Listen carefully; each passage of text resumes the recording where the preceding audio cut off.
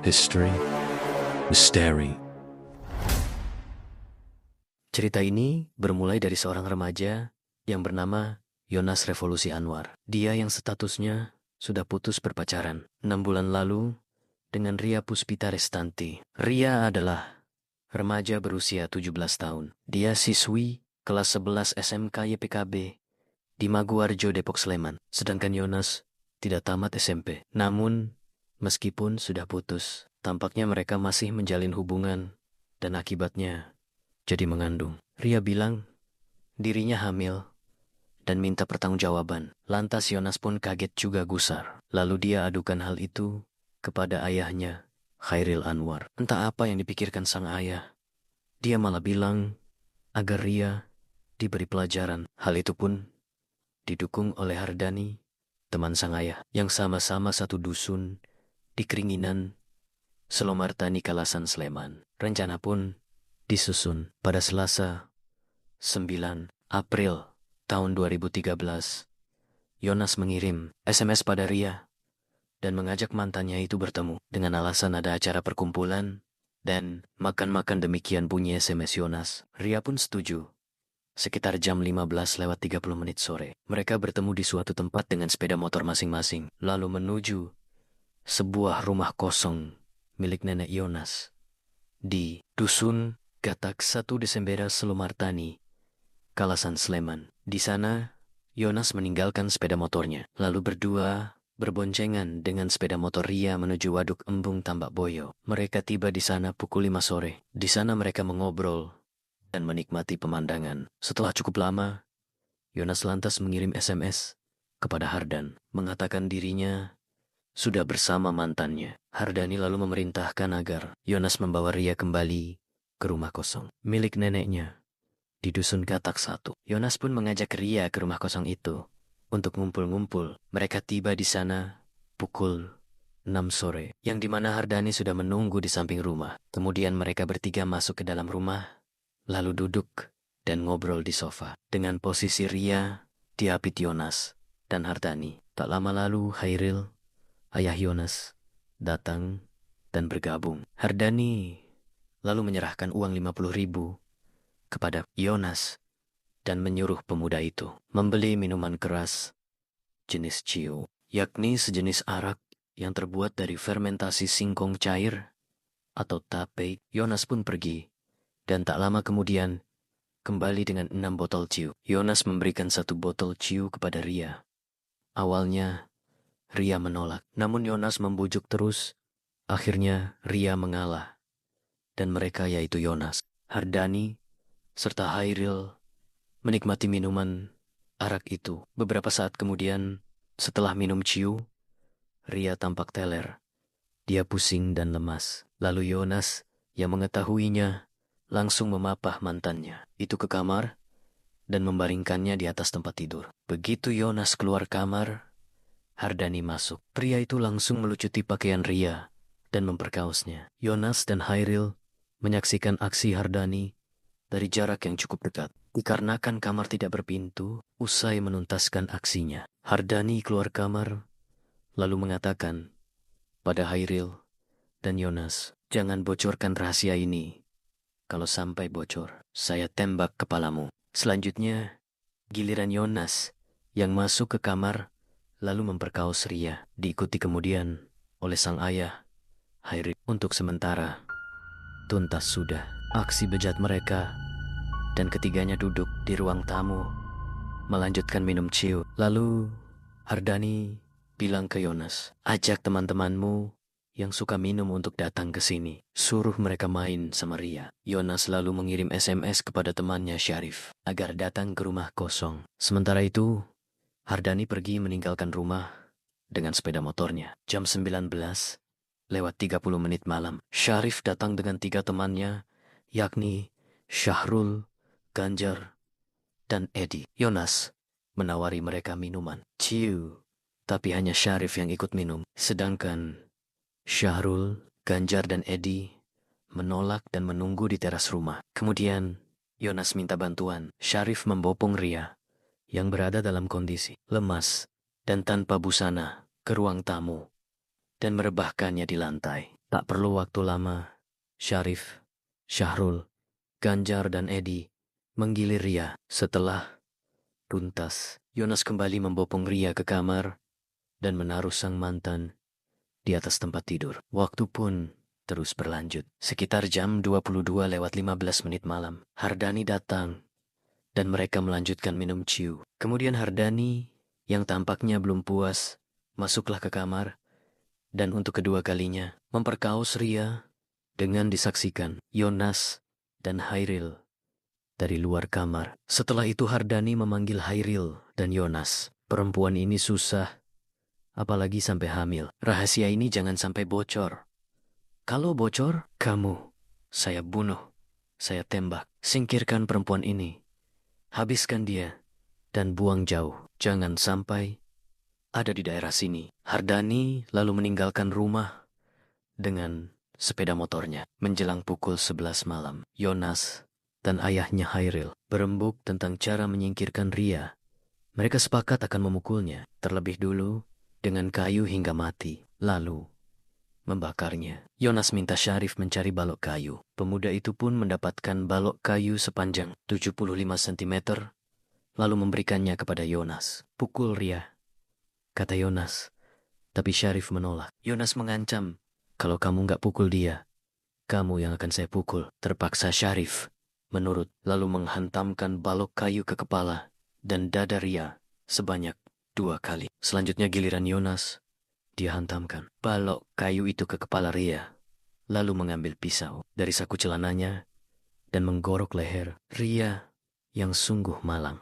Untuk memastikan sang mantan tewas, Yonas memotong urat nadi pergelangan tangannya. Selama mereka melakukan aksi itu, Hairil terus menyaksikan. Sekarang saatnya menyingkirkan jasad Ria. Setelah mengenakan pakaian pada jasad Ria, Yonas dan Syarif membopong dan menaruh jasad Ria di atas sepeda motor dengan posisi di tengah, diapit oleh Yonas yang berada di depan, Syarif yang berada di belakang jasad. Mereka menuju daerah persawahan di tepi sungai di dusun Keringinan Desa Selomartani, Kalasan Sleman, diikuti oleh Ganjar, Edi dan Syahrul yang berboncengan bertiga dengan sepeda motor. Setiba di tujuan, Yonas dan Syarif menurunkan jasad Ria dari motor Yonas, lalu membawa jasad ke dekat rumpun bambu dan menutupnya dengan jerami kering yang ada di sekitar situ. Pemuda itu kemudian menyiram jasad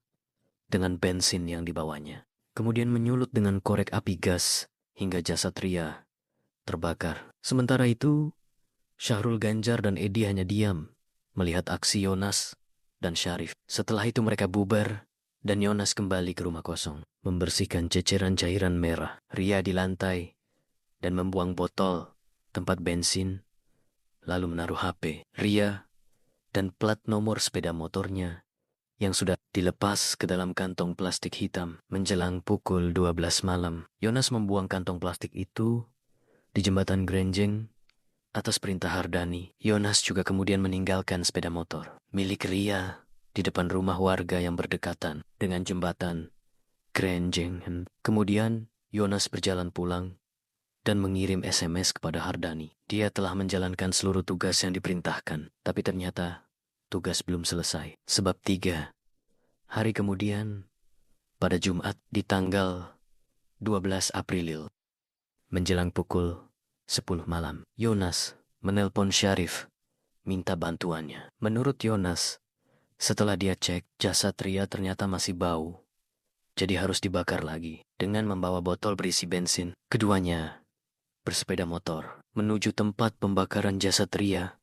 Di tengah jalan mereka bertemu dengan Hardani dan Hairil, ayah Yonas, yang berboncengan dengan sepeda motor. Mereka pun bersama-sama menuju tempat pembakaran jasad. Setiba di lokasi, Yonas kembali menutupi jasad Ria dengan daun-daun kering dan menyiramnya dengan bensin, lalu menyulutnya sehingga jasad kembali terbakar. Setelah memastikan api menyala, Hardani dan Hairil pergi meninggalkan lokasi, sedangkan Yonas dan Syarif tetap tinggal hingga api yang membakar jasad padam. Jam 11:30 malam. Setelah itu, barulah mereka pulang. Orang tua Ria, yakni Setio dan Rismiati, cari Ria. Di mana anak perempuan mereka itu? Mengapa sejak Selasa, 9 April tahun 2013, tidak pulang juga? Mereka sudah menghubungi HP-nya dan mencari kemana-mana. Juga bertanya pada teman-teman Ria, tapi hasilnya nihil. Saking gelisahnya, saat tidur Setio mimpi buruk, seperti ada orang yang menarik kakinya begitu kuat. Esoknya, Rabu, 10 April, Setio melaporkan hilangnya sang anak Ria kepada polisi. Sementara itu, warga menemukan jasad yang terbakar di area persawahan di dekat sungai di Dusun Keringinan, Desa Salomartani, Kalasan, Sleman. Hal itu dilaporkan pada polisi yang segera mengevakuasi jasad ke rumah sakit. Jasad itu tidak lagi utuh, hanya tersisa bagian tangan kiri, kaki kanan, dan bagian dada. Di tempat kejadian perkara, polisi juga menemukan handphone, sandal jepit, sebuah jaket dan jam tangan yang diduga milik korban. Jasad siapakah itu? Polisi memeriksa laporan orang hilang dan menemukan informasi seorang pria bernama Setio melaporkan anaknya yang bernama Ria Puspita Restanti hilang. Polisi pun menghubungi Setio dan minta pria itu mengidentifikasi jasad. Ketika Setio datang, dia langsung mengenali pakaian dan benda lainnya yang ditemukan di tempat kejadian perkara sebagai milik anaknya Ria. Sementara itu, sebuah sepeda motor tanpa plat nomor juga ditemukan terbengkalai di depan rumah warga di dekat jembatan Granceng. Setio juga memastikan sepeda motor itu miliknya yang dibawa Ria terakhir saat meninggalkan rumah. Siapakah yang membunuh Ria dengan cara yang sangat keji? Setio dan istrinya Rismiati tidak tahu, sebab menurut mereka, Ria tidak punya musuh dan Ria juga tidak punya pacar. Namun, investigasi polisi yang mendapat informasi dari teman-teman Ria menunjukkan Ria pernah punya pacar bernama Yonas, meskipun telah putus. Dan pada hari hilangnya Ria, ada saksi yang melihat Ria bersepeda motor bersama Yonas. Polisi meringkus Yonas, lalu menanyai pria itu. Dan keluarlah pengakuan mengerikan dari pemuda berusia 19 tahun itu, bagaimana dia dan ayahnya, serta 5 laki-laki lainnya, telah memperkaos, mengeksekusi, dan membakar Ria. Dan semuanya berawal karena dia ingin memberi pelajaran pada Ria yang hamil dan minta pertanggungjawaban. Namun menurut Yonas, sebenarnya dia tidak berniat membunuh sang mantan. Sebaliknya, Hardanilah yang mengancam dirinya dan memerintahkan pembunuhan dan pembakaran Ria untuk menghilangkan jejak pemerkosaan. Polisi pun meringkus ke-6 pelaku lainnya, meskipun ada yang sempat buron. Mereka semua diinterogasi. Hardani membantah terlibat dalam aksi brutal itu. Dia kerap bungkam jika ditanyai, dan kalaupun menjawab selalu berbelit-belit. Tapi penyidik yakin Hardanilah otak pembunuh Ria. Berdasarkan pengakuan para pelaku lainnya dan berdasarkan bukti-bukti lainnya, siapakah sebenarnya si Hardani ini? Jadi begini ceritanya. Hardani berusia 54 tahun yang sebentar lagi pensiun. Hardani yang sebagai anggota polisi berpangkat Brip 2 atau brigadir, satu yang memulai karir sejak tamtama. Sehari-hari dirinya bertugas di bagian penyelidikan kas di Polsek Kalasan Sleman. Prestasinya cukup baik. Dia termasuk rajin, bahkan pernah mengungkap kasus pencurian. Sejak jasad Ria ditemukan, Hardani pun mulai beraksi untuk menghindari jeratan hukum. Sebagai anggota polisi, dia juga turut hadir di tempat kejadian perkara pembakaran Ria. Dia juga tahu informasi tentang perkembangan proses penyidikan informasi itu. Dia sampaikan kepada Hairil, ayah Yonas, sehingga pria itu sempat kabur dan menjadi buronan. Sebelum akhirnya berhasil diringkus polisi. Begitupun penemuan sepeda motor Ria di dekat jembatan Grenjeng. Hardanilah yang menuntun petugas ke sana. Padahal jembatan kampung itu jarang jadi rute patroli kepolisian. Dan ternyata Hardani punya hubungan dekat dengan Hairil ayah. Yonas mereka satu kampung di Dusun Keringinan, Desa Solomartani, Kalasan Sleman. Hairil yang berusia 40-an adalah residivis kambuhan. Bolak-balik keluar masuk penjara. Pada 2010, dia sempat mendekam di tahanan karena berupaya mencelakai anak tirinya dengan cara menabrak si anak. Seolah kecelakaan lalu lintas di kejadian itu juga. Hairil kedapatan membawa sajam. Kabarnya Bribtu Hardani kerap membantu Hairil keluar dari penjara. Karena mereka ternyata teman satu desa. Persidangan kasus tragis yang menimpa Ria Puspita Restante digelar di Pengadilan Negeri Sleman yang dijaga ketat. Setio ayah Ria mengajak 100 orang untuk datang ke Pengadilan Negeri Sleman menyaksikan langsung jalannya persidangan. Sang ayah ingin para pelaku dihukum mati. JPU menuntut para pelaku utama, yakni Hardani, Hairil, dan Yonas, divonis mati. Namun, kuasa hukum Yonas protes dan mengatakan keberatan dengan tuntutan hukuman mati karena hukuman mati sudah tidak relevan lagi karena dianggap menghilangkan hak hidup seseorang. Kalau langsung dihukum mati, bagaimana Yonas bisa dimasyarakatkan dan kembali lagi ke masyarakat? Selain itu, kuasa hukum juga menegaskan Yonas hanya pihak yang disuruh membunuh oleh si dalang Hardani. Jika menolak, Yonas sendiri yang akan eksekusi Hardani. Menurut kuasa hukum, Yonas hanyalah seorang remaja yang tidak lulus SMP. Masa disamakan dengan Hardani yang seorang polisi? Harus ada keadilan dalam hal ini. Tidak pantas Yonas dituntut hukuman mati sama seperti Hardani. Pada akhirnya, Majelis Hakim Pengadilan Negeri Son menjatuhkan vonis penjara seumur hidup kepada pelaku utama, yakni Hardani, Yonas, dan Hairil. Hardani pun dipecat dari kepolisian dengan secara tidak hormat. Sementara itu pelaku lainnya divonis 10 tahun penjara. Kasus brutal ini menarik perhatian banyak pihak, termasuk Permaisuri, Keraton Yogyakarta, Gusti Kanjeng Ratu, atau GKR Hemas yang mengunjungi rumah orang tua korban. GKR Hemas mengatakan kasus yang menimpa Ria merupakan perbuatan kejam dan minta masyarakat lebih waspada dan memberikan pemahaman kepada anak putrinya. Setiap anak-anak putri perlu diberi pemahaman dan setiap keluar rumah harus berhati-hati karena banyak kekerasan yang terjadi di sekitar. GKR Hemas juga menyoroti hukuman maksimal bagi para pelaku pemerkaos yang diatur dalam pasal 285 KUHP. Terlalu ringan, hanya 12 tahun.